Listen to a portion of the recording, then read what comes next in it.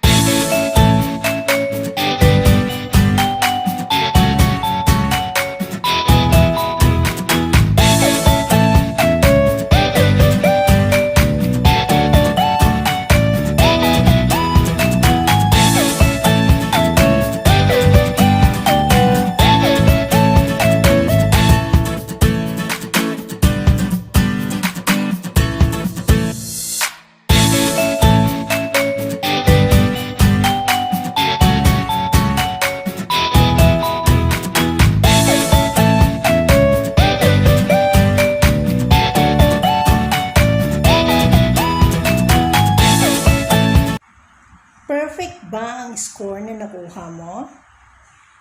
Very good.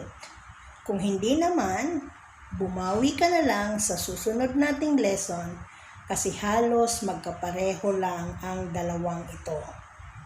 Isa rin ito sa pinakamadali kung paano natin isusolve ang integers. Ang dividing integers ay magkapareho ang rules sa multiplication of integers. Ang pagkakaiba lang nila, syempre, yung sa multiplication, ita-times, ang division, i-divide. Diba? Sige, simulan na natin kung paano nga ba ito gagawin. Start tayo sa same sign. Sa same sign, it's either positive to positive, negative to negative. Ang gagawin po dyan, ang sagot niya ay always positive. Siguro nagtataka kayo kung bakit ko ipinagdidikdikan ang mga sign sa bawat numbers.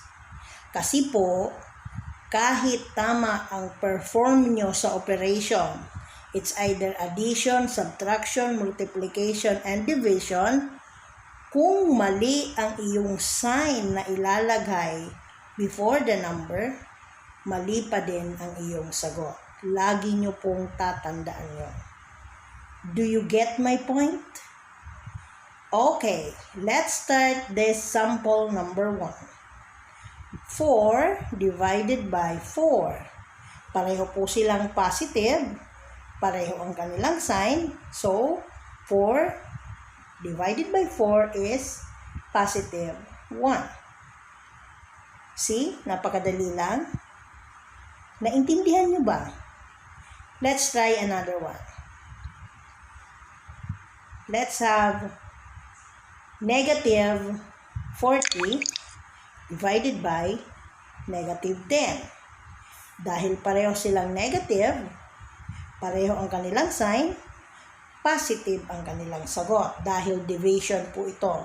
So, positive 4. Lagi niyong tatandaan ang rules na kapag same sign, the quotient of two integers with same sign is always positive. Okay? Let's move on to integers having different sign. Siyempre, iba na naman ang rules dyan. Kapag magkaiba ng sign, it's either positive to negative or negative to positive, the quotient should be negative. Let's try this example. Negative 36 divided by positive 9. Dahil magkaiba ang symbol nila, of course, negative ang kanilang sagot. So, 36 divided by 9 is 4. Then, negative. Ilalagay sa harapan ng 4. Okay ba? Another example. Positive 25 divided by negative 5. So, 25 divided by 5 is 5. Dahil magkaiba ang kanilang sign, positive at saka negative, so, negative 5. Always remember that the quotient of two integers with different sign is always negative. I think I had enough explanation.